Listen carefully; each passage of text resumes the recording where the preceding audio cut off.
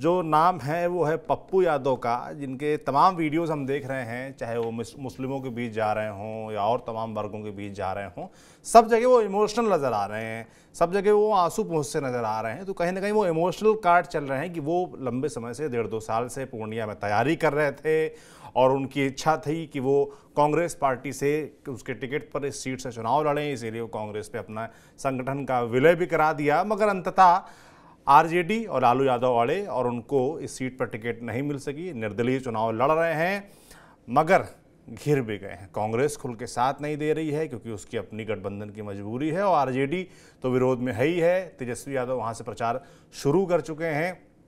तो ऐसे में पंकज जी, फिलहाल जो इमोशनल कार्ड चल रहा है, कांग्रेस पीछे चली गई है, आरजेडी खुल के विरोध में है, पप्पू यादव क्या फंस गए हैं या वो चुनाव अपना खड़ा कर सकते हैं? देखिए, पप्पू यादव पहले भी निर्दलीय चुनाव जीते हैं, ये कोई पहली बार नहीं है। दरअसल पप्पू यादव ये कहने की कोशिश कर रहे हैं कि किस तरीके से आरजेडी सुप्रीमो लालू प्रसाद यादव ने उनके खिलाफ खुंदक निकाली है, किस तरीके से आरजेडी सुप्रीमो लालू प्रसाद यादव उनकी राजनीतिक हत्या करने में लगे जी। राजनीतिक हत्या का मतलब यह है कि राजनीतिक रूप से निष्क्रिय करने में लगे हुए हैं। पहले कभी पूर्णिया से आरजेडी का उम्मीदवार उतरता नहीं था, ऐसा कह रहे हैं पप्पू यादव। अब इस बार आरजेडी के उम्मीदवार को उतारने की फिराक में क्यों है? क्यों पप्पू यादव को हराने की फिराक में है? क्यों मधेपुरा भेजना चाहते हैं? पप्पू यादव इस बात की भी दुहाई दे रहे हैं कि लालू प्रसाद मधेपुरा से जब चुनावी मैदान में उतरे थे तो पप्पू यादव ने उनकी घनघोर मदद की थी। आखिरकार उन्होंने बार बार हाथ जोड़ करके एक सीट पूर्णिया की मांगी।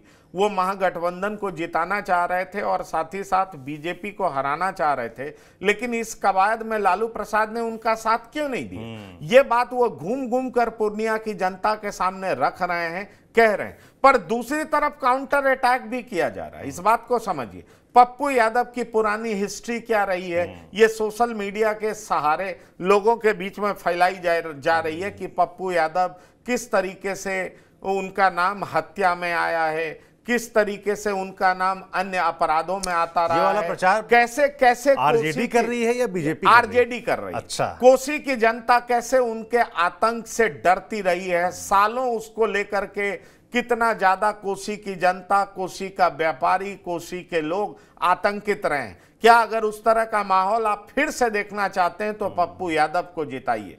इस तरह की बात आरजेडी के तरफ से की जा रही है, लेकिन पप्पू यादव लोगों के बीच में जा रहे हैं।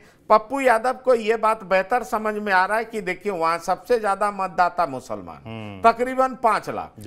अब आप ये समझिए, अब 5 लाख मतदाता, जबकि 5 लाख शेड्यूल कास्ट भी हैं, SC ST भी हैं, लेकिन 5 लाख शेड्यूल कास्ट में कई जाति के लोग हैं, तो इसलिए वो कई जातियों में बटा हुआ है। लेकिन मुसलमान 5 लाख हैं, यादवों की भी आबादी अच्छी है, 2-2.5 लाख आबादी है।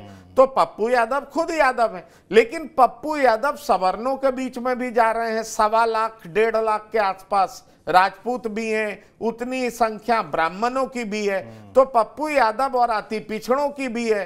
तो पप्पू यादव पिछले 1 साल से वहां मेहनत कर रहे हैं और बार बार अपने आप को यह बताने की कोशिश कर रहे हैं कि लालू प्रसाद ने उनके साथ धोखा किया, उनके साथ छल किया, कांग्रेस ने भी उनका साथ नहीं दिया। अब तो पप्पू यादव ये भी कह रहे हैं कि गलती की उन्होंने अपनी पार्टी का विलय कांग्रेस के साथ करा दिया।